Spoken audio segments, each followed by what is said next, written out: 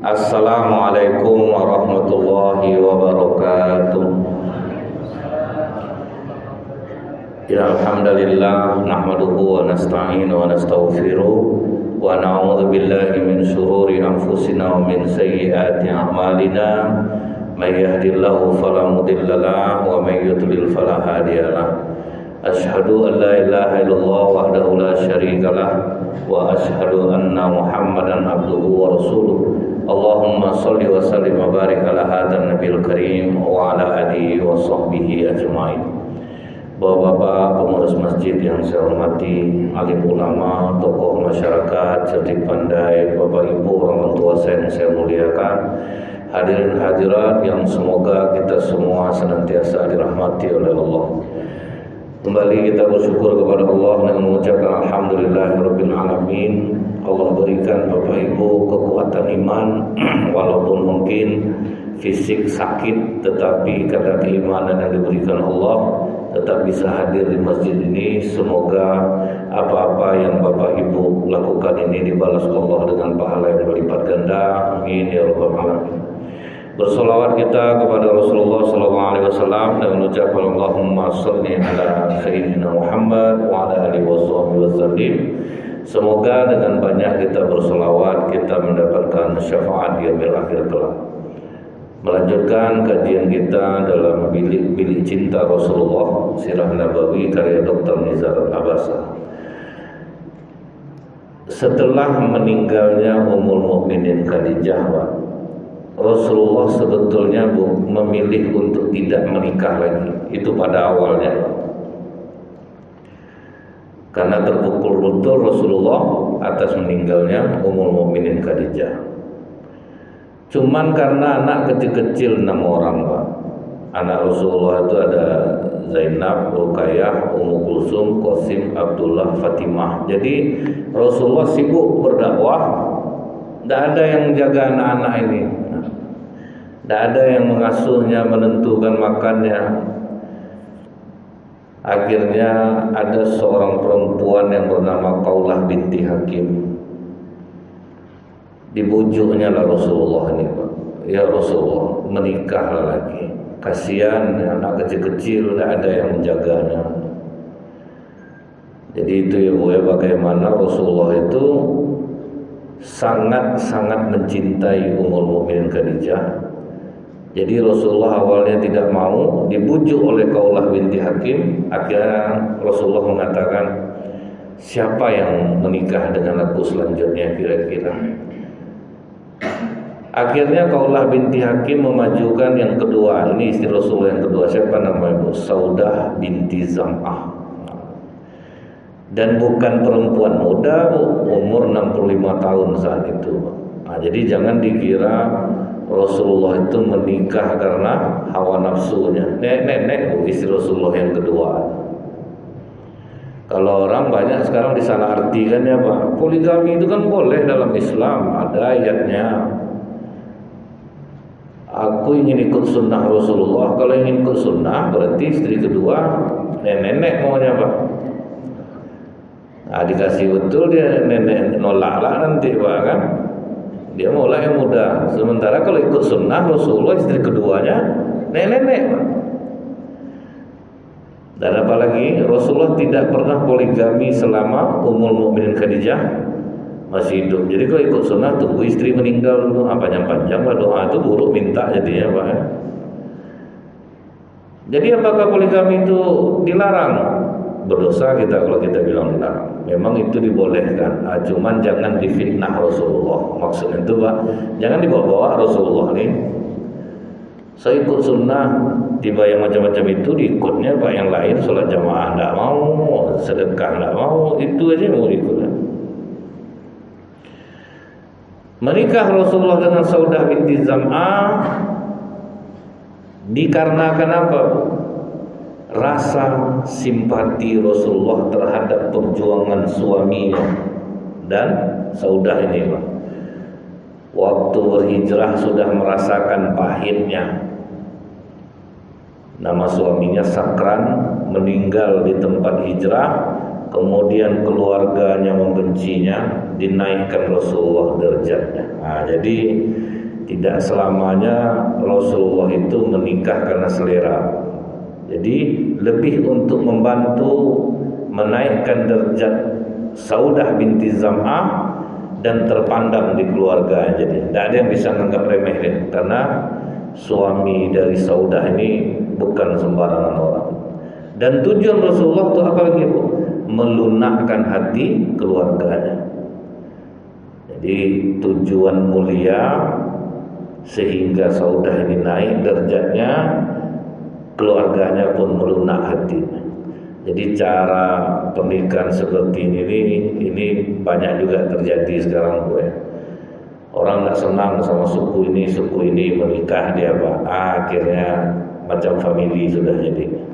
Ada di keluarga orang Minang mendapat menantu orang Jawa, ada yang mendapat menantu orang Sunda. Jadi akhirnya bu famili gitu jadinya. Tidak ada lagi ibaratnya semboyan-semboyan jahiliyah. Kata Rasulullah, jangan kalian suka menikam nasab, berasa bangga dengan suku masing-masing. Nah setelah pernikahan itu, Bu, agak aman lah Rasulullah pergi berdakwah, ada yang jaga anak-anak. Dan Rasulullah mengakui ada bahagia dia dengan Saudah ini, karena Saudah binti Zam'ah ini orangnya periang, Pak. Dia orangnya ceria. Jadi salah satu yang membuat orang hidup bahagia itu adalah ceria, senyuman. Jadi kalau ulama, Pak, meletakkan di dalam kitab agar suami makin sayang, Bu, ya, itu yang pertama ditaruh adalah senyum. Istri senyum kepada suami. Sedangkan sama orang lain aja sedekah, Pak. Apalagi kalau bapak senyum sama istri, senyum sama anak. Cuman kadang kita ini terlalu wibawa betul ya, Pak. Nggak pernah mau senyum di rumah. Sama orang mau senyum, Pak. Sama istri orang ramah. Itu yang banyak terjadi di masyarakat nih, Bu, ya. Kalau sama tetangga ramah, sama istri enggak, Pak. Sama anak sangar. Jadi periang, cerah itu bagian dari sunnah Rasulullah SAW. Jadi orang Islam ini tidak ada pencemberut, itu tidak ada. Ini kadang orang banyak memisahkan itu, sholat datang tanggung rajin ya, muka cemberut itu. Walaupun dia jualan rajin, dia berzikir, mana mau orang belanja, Pak, muka kusut ya, Pak. Disuruh anak-anak pergi beli telur kedai nenek, wah hendak cemberut muka, muak nengoknya. Karena itu jadi pengaruh loh. Sedangkan kita aja pergi ke bank, langsung disambut sama Pak tellernya, mereka dengan senyum. Itu yang membuat pengaruhnya besar. Terbukti sunnah-sunnah Rasulullah ini bentuknya sepele, tapi setelah diamalkan pengaruhnya besar. Kita masuk ke BCA, main sambut semuanya, Bu. Dari security nyambut, nanti ini nyambut. Nah itu dia membuat orang betah. Jadi wajah ceria, memperiang, membahagiakan keadaan rumah tangga. Senang hati Rasulullah sama dia, Bu, karena dia lucu. Jadi Saudah ini, Bu, dia badannya tinggi. Walaupun dia nenek-nenek, Pak, badan tinggi. Kalau sholat sama Rasulullah di rumah tuh, Bu, ya, kalau dia ruku, hidungnya di punggung Rasulullah, Pak. Nah, itulah tinggi dia. Jadi kan rumah Rasulullah itu kecil, Bu. Jadi kalau dia ruku tuh, karena dia tinggi, hidungnya di punggung Rasulullah. Jadi habis sholat tuh dia katakan kepada Rasulullah, aku sangka berdarah hidung aku ya Rasulullah, karena kena di bahu, di pinggang, punggung Rasulullah. Jadi kadang ketawa Rasulullah dibuatnya. Sampai suatu ketika Rasulullah hampir menceraikan Saudah. Sebabnya apa, Pak? Tawanan perang Badar, di antara mereka itu ada sepupunya, yaitu Suhail bin Amr, diikat oleh tentara Muslim. Rasulullah sedang tegak sama Saudah ini, Bu. Begitu tentara itu lewat Suhail bin Amr, apa kata Saudah? Apakah kalian mau menyerah begitu saja? Kenapa kalian tertunduk? Dikasihnya motivasi, Pak, orang tentara-tentara musuh ini. Lupa dia jadinya Bu, karena dia lupa bahwa orang-orang Quraisy itu membenci dia masuk Islam, membenci Rasulullah. Kemudian sudah mengusir mereka dari kampung halaman mereka. Tapi begitu nampak famili-familinya tertunduk itu bangkit Pak. Primordial istilahnya, kesukuan itu bangkit jadi. Makanya prinsip orang jahiliyah dulu apa Bu? Bela saudara kita, baik dia salah ataupun benar. Itu prinsip orang jahiliyah dulu. Jadi keluar Bu, saudah ini persaudaraan yang seperti itu, digitukannya di depan Rasulullah. Masa kalian mau tertunduk? Kenapa kalian tidak melawan? Sadar dia di situ ada Rasulullah, ditutupnya mulutnya, malu dia, dipejamkannya matanya. Jadi kadang inilah kuatnya rasa persaudaraan kita, itu artinya itu Pak. Kuat rasa persaudaraan kita. Mungkin kita saling bermusuhan, tapi ketika ada sesuatu menimpa itu Pak, bangkit rasa ingin menolong itu. Walaupun waktu itu salah saudah, diakuinya dia salah, dia melontarkan kalimat seperti itu. Kadang macam kita Pak, wirid-wirid arisan keluarga kita, kadang nanti disampaikan sama protokol, nah ini anak kemenakan kita mau maju, kapan lagi orang kampung kita duduk jadi anggota dewan, padahal anak itu tanggung jahat kelakuannya Pak, orang tahu semuanya. Cuman karena kesukuan tinggi itu dia dipilih dia jadinya.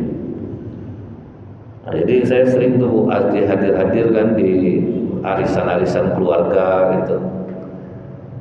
Kapan lagi orang kampung kita mau naik? Nah, itu prinsipnya Pak. Pokok orang kampung kita naik, mau dia jahat, mau dia tak siapa, pokok kita naikkan dia. Ini namanya masih ada sifat jahiliyah di dalam diri kita, Pak. Menaikkan orang berdasarkan suku gitu, bukan karena dia baik. Nah, itu terjadi juga dengan Saudah binti Zam'ah, Pak. Dia dukung musuh di depan Rasulullah Pak. Tapi Rasulullah tidak ngamuk macam kita Pak. Kurang ngajar kau. Kalau kita Pak, Rasulullah lembut Bu. Lupakah engkau Saudah bagaimana perlakuan mereka terhadapku? Bagaimana mereka telah menganiaya kita sehingga kita berhijrah?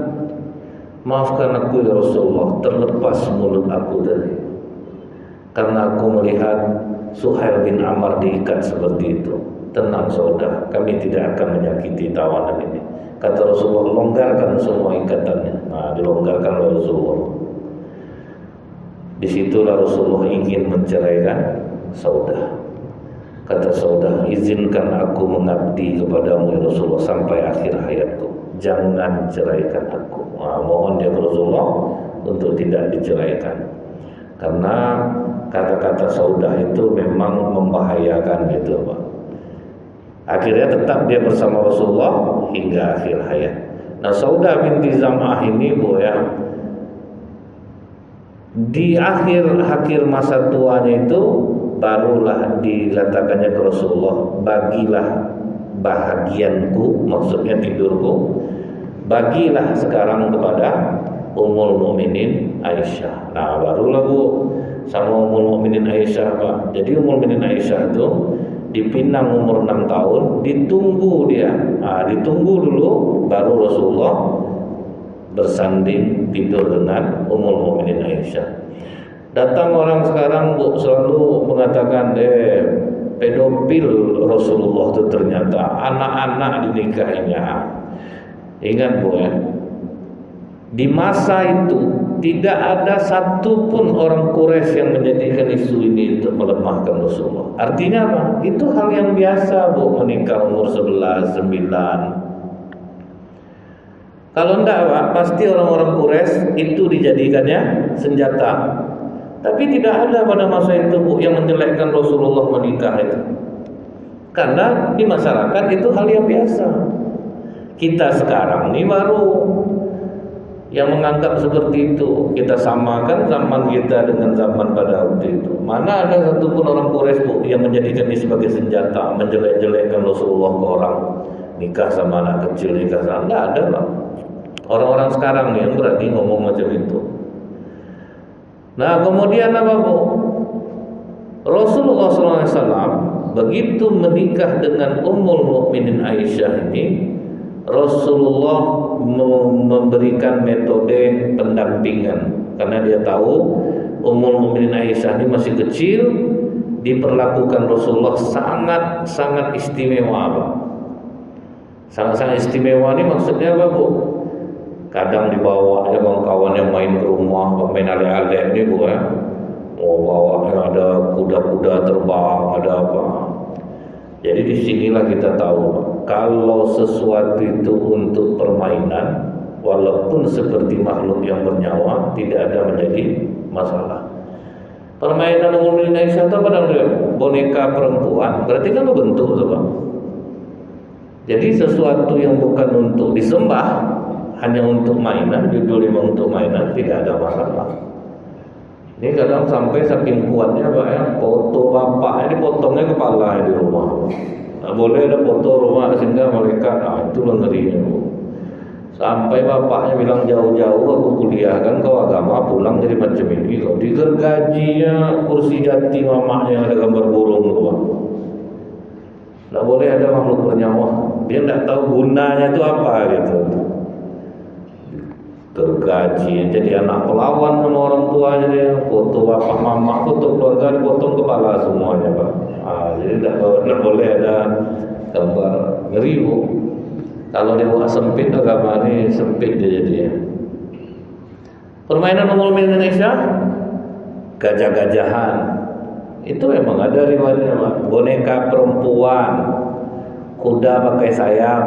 Itu sampai sering digoda Rasulullah. Ini kuda siapa nih yang pakai sayap nih? Kuda Nabi Sulaiman, kata Ummul Mukminin Aisyah. Begitulah diajak bercanda oleh Rasulullah SAW.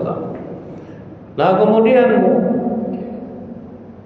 Rasulullah SAW ini bersama Ummul Mukminin Aisyah ini sesibuk apapun Rasulullah, Pak, tahu dia ini masih anak-anak.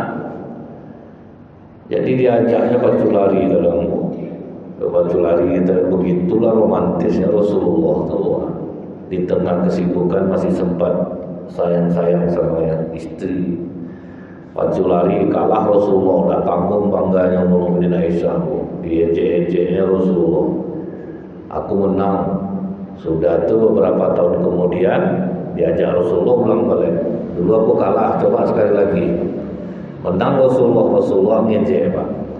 Dulu aku kalah kan, sekarang udah satu sama kita, berarti kita impas. Romantis, Bu. Jadi Ibu nanti cobalah jawab Bapak baju lari kalau masih kuat lah saya, kalau enggak jangan.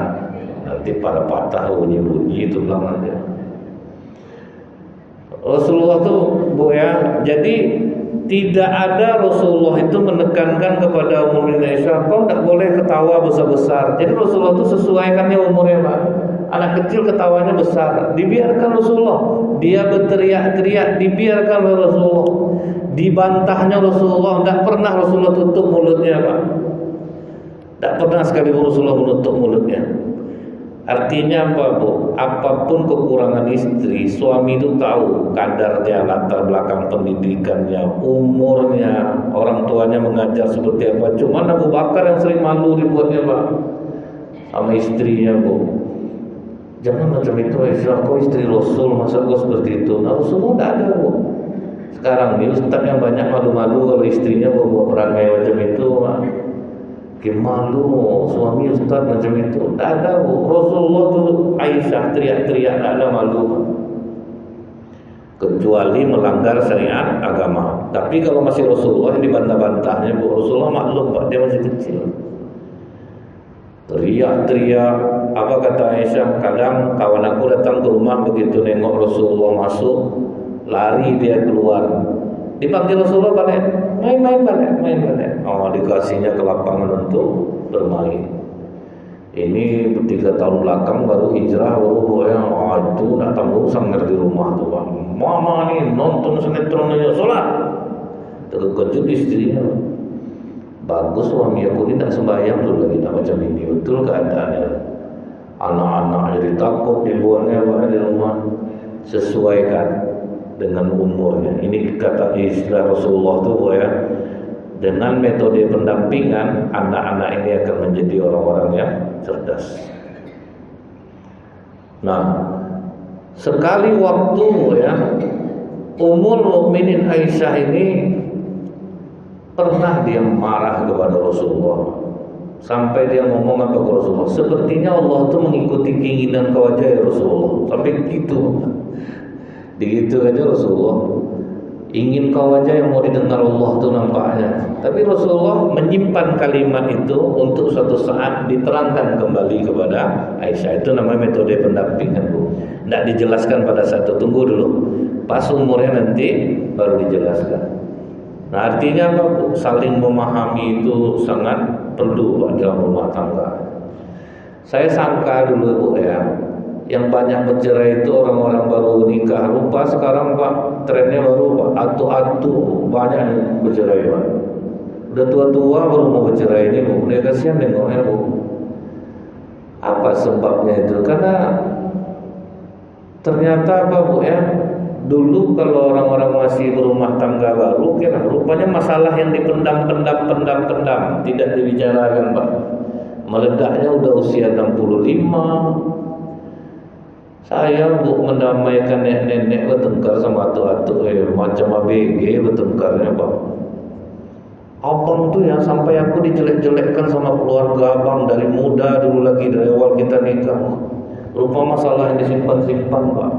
Suami itu lagi gigil tangannya, Bu, dia stroke, Pak, kan. Nenek itu nyerang aja terus.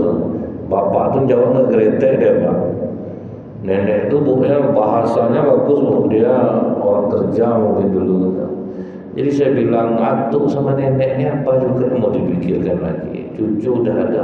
Pokoknya anak saya perempuan saya udah setuju, Ustaz, saya pisah sama dia nih. Dia tidak pernah membela saya di depan keluarganya. Nah, itu. Kadang adalah sekarang ini, Bu, ya, suami-suami ini di depan keluarga ini buru-buru ini istrinya. Padahal itu pakaian dia. Yang istri itu juga suka memburu-burukan suami di keluarga dia. Kalau memang tidak sanggup, taruhkan beban itu. Jangan sampai diteruskan juga ke rumah tangga, Bu. Kadang orang tua itu ada ya, sabar-sabar aja lah, nak, sabar-sabar anak ada sabar. Jadi kita tengok dulu situasi, Bu. Memberikan motivasi itu boleh tengok, ini anak aku rasanya udah azab betul nih, jadi jangan ditunggu lama-lama. Lama-lama rupa pas nenek kakeknya bisa juga jadinya, Bu. Jadi tidak ada anak muda lagi yang sekarang ini bercerai. Atu-atu pun rawan rupanya, Pak. Karena dia udah mulai perajuk, udah kurang penghasilan, jadi udah merasa minder gitu kadang-kadang, Pak. Agak terlambat istri ngantar kopi ada boleh tersinggung, tidak usah betul ambil lagi kopi itu, tidak perlu, Pak. Karena udah merasa tidak dihargai, Pak. Padahal tidak ada seperti itu. Mulai merajuk, mulai merasa. Nah, ini yang sering terjadi. Nah, kemudian, Bu, ya, apa kata Ummul Mukminin Aisyah kepada Rasulullah kalau dia sedang tidak enak hati, ya, Pak? Ya Rasulullah, kalau kau membawa ontamu untuk digembalakan, di pohon yang satu sudah dimakan daunnya, di pohon yang satunya belum dimakan oleh ternak, di pohon mana kau akan menempatkan ontamu? Di pohon yang belum dimakan daunnya. Begitu juga aku, ya Rasulullah. Seluruh istrimu sudah pernah dipeluk laki-laki, aku sendiri yang perawan. Itu kadang banggakan diri, Bu. Rasulullah diam dia, Bu. Tidak ada yang sombong betul kau Aisyah, tidak ada. Jadi disesuaikan, ya, Bu. Dibiarkan oleh Rasulullah dia ngamuk. Tidak ada Rasulullah marah kepada Ummul Mukminin Aisyah. Cuman kata Rasulullah, kalau bangkit rasa sayangku kepada Aisyah, aku berdoa kepada Allah, ya Allah ampuni aku hanya begini kemampuan aku. Karena memang, Pak, kecenderungan Rasulullah itu adalah kepada Ummul Mukminin Aisyah ini, Bu. Nah, jadi pernah suatu malam itu malam nisfu Sya'ban, Pak. Hari giliran Ummul Mukminin Aisyah. Pas Ummul Mukminin Aisyah bangun, Bu, ditengoknya tidak ada Rasulullah, Pak. Dicarinya ke seluruh kamar istrinya, Pak, ada enggak? Sampai akhirnya ke masjid, jumpa di masjid sedang duduk. Apa kata Rasulullah? Kau cemburu lagi Aisyah? Nggak, orang mau keluar apa aja, mau buang air, nggak ada, cemburu, malu lah akui Pak. Aisyah, malam nisfu Sya'ban. Nah, makanya disinilah yang mendasari Pak, Rasulullah ternyata menghidupkan malam nisfu Sya'ban itu, walaupun dia beribadah sendiri pada saat itu. Karena Rasulullah ini Pak, kalau Rasulullah itu beribadah Bu, Rasulullah itu tidak ingin memberatkan umatnya Pak. Kalau nampak sama orang Rasulullah menghidupkan nisfu Sya'ban, nanti jadi kewajiban. Nah, makanya Rasulullah sendiri aja. Begitu juga dengan sholat tarawih di bulan Ramadan. Kan cuma 3 hari Rasulullah sholat di masjid. Dia tengok Rasulullah udah mulai ramai orang, wah ini bahaya nih. Makanya Rasulullah pilih sendiri. Nah, akhirnya kita hidupkan itu lagi. Ternyata tidak menjadi beban bagi kita. Malam nisfu Sya'ban, banyak juga orang menghidupkan yang ternyata tidak jadi beban lagi bagi kita. Nah, kemudian apa lagi Bu? Selama Rasulullah berumah tangga dengan Ummul Mukminin Aisyah ini, pernah Rasulullah pulang ke rumah. Rupanya Rasulullah melihat Ummul Mukminin Aisyah sedang nyanyi Pak, dengan 2 orang bidu wanita. Rasulullah langsung tidur, kemudian tidak mau memandangnya, memalingkan wajahnya. Datang Abu Bakar Siddiq ngamuk. Seruling iblis ada di rumah Rasulullah. Kata Rasulullah, biarkan mereka Abu Bakar. Nah, inilah terjadi kontroversi orang masalah musik itu. Rasulullah memang dia tidak mau memandang, tetapi dia membiarkan.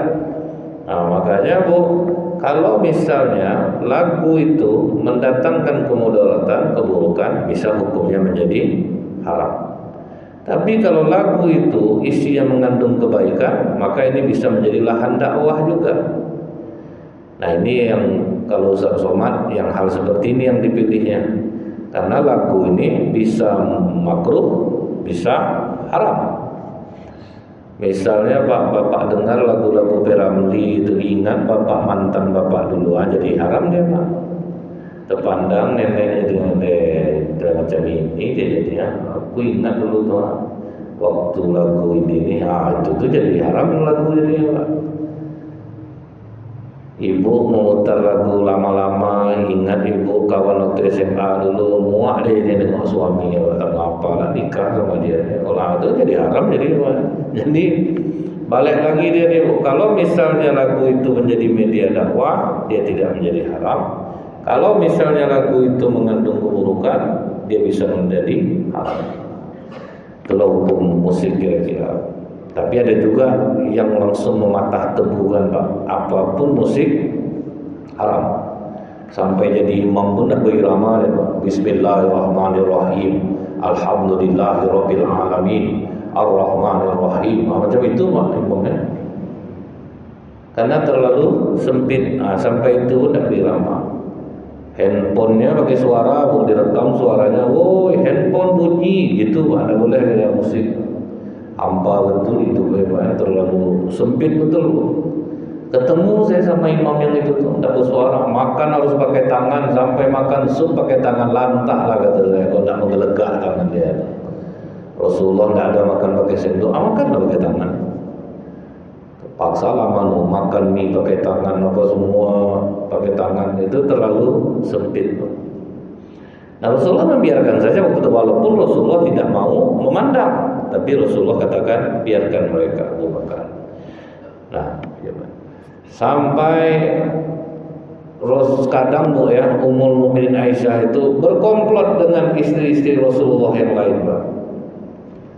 Kalau dia udah cemburu, jadi cemburu ini Bu, hal yang wajar ternyata di dalam rumah tangga. Istri cemburu, istri marah, itu hal yang biasa. Waktu itu Rasulullah duduk di rumah Zainab binti Jahsh. Zainab karena suaminya datang, dikasihnya lah madu. Diminum madu itu oleh Rasulullah. Nampak oleh Aisyah dari jauh, dipanggilnya Hafsah. Nampaknya Zainab ini udah mulai dia mencari perhatian Rasulullah nih. Kata Hafsah, jadi apa yang harus kita lakukan? Pokoknya kita bikin Rasulullah benci sama dia, bersekongkol dalam masalah rumah tangga.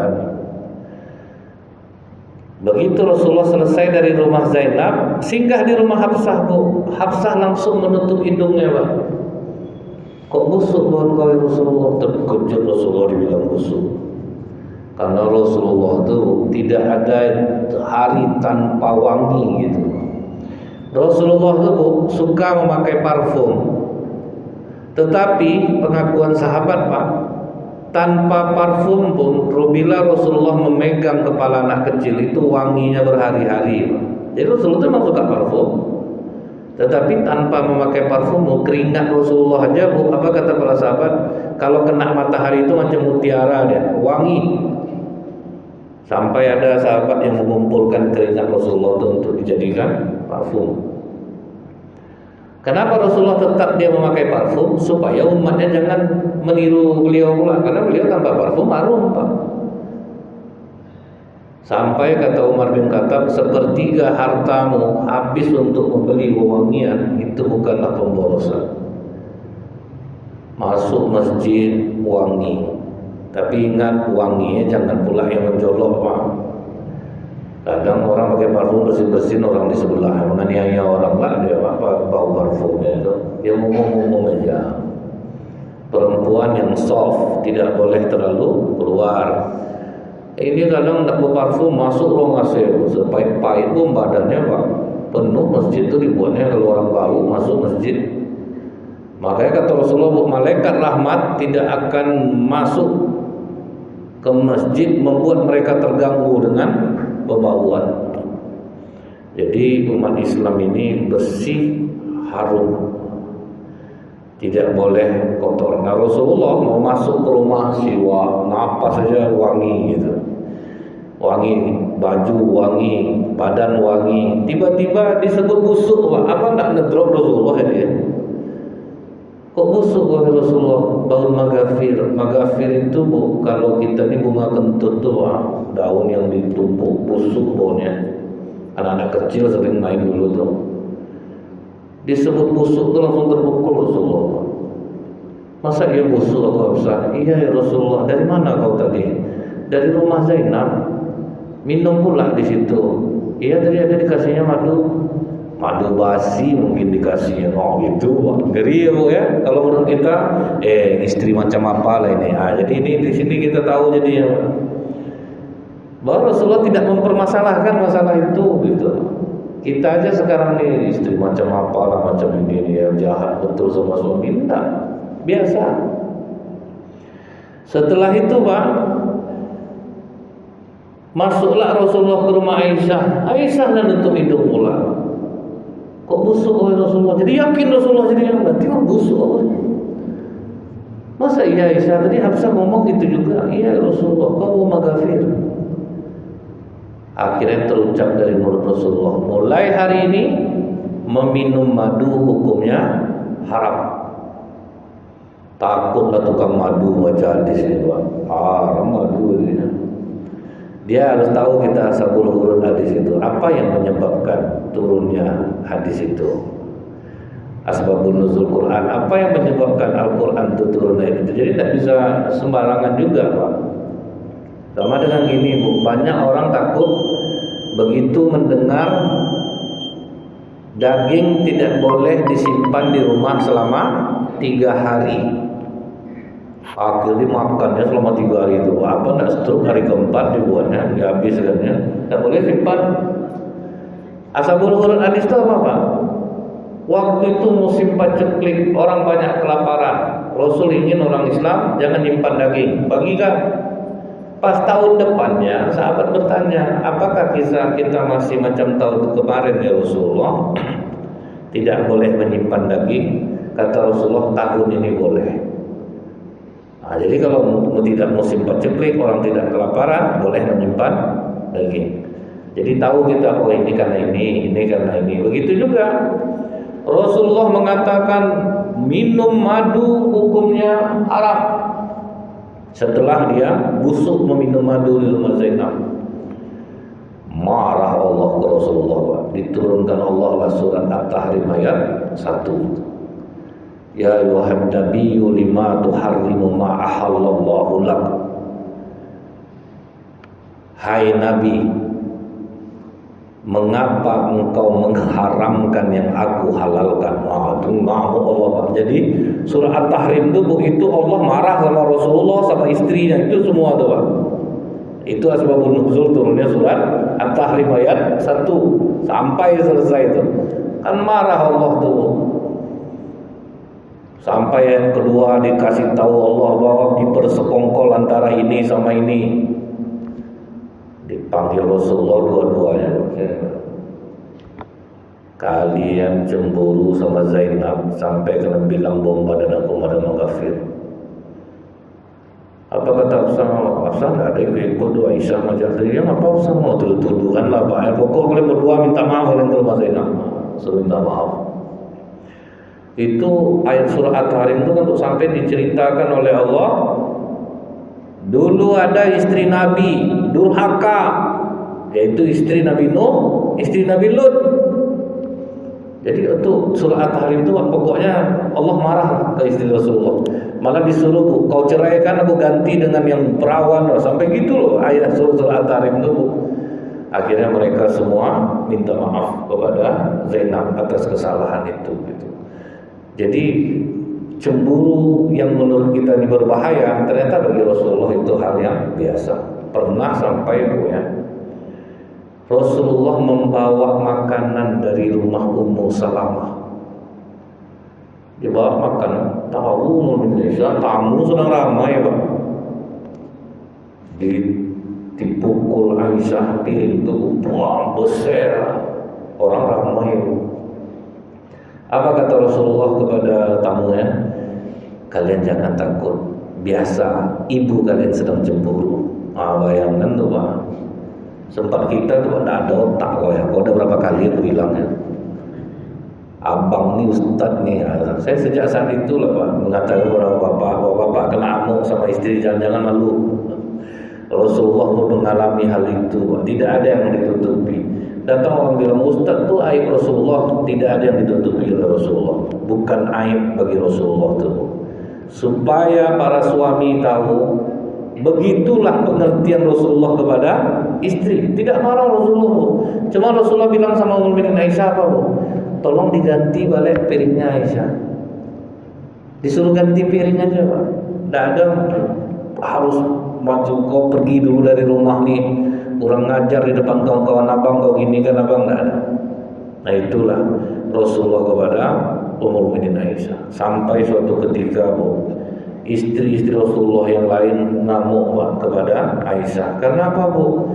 Sahabat mau ngantar makanan pas Rasulullah di rumah Ummul Mukminin Aisyah, mau ngantar hadiah pas di rumah Ummul Mukminin Aisyah. Akhirnya istri yang lain komplain Pak. Datanglah Zainab ke sana. Zainab ini udah utusan istri-istri yang lainnya Bu. Karena Zainab kecantikan kau bersama dengan Aisyah. Coba tanya ke Rasulullah. Pas Rasulullah sedang duduk sama Aisyah, ya Rasulullah, sebanyak ini kami istri-istri kau, kenapa kau hanya mau cerita ke Aisyah? Sebanyak ini kami kau tak pernah curhat masalah bagaimana keadaan di luar. Terus kau sama Aisyah cerita. Tambah lagi sahabat-sahabatmu.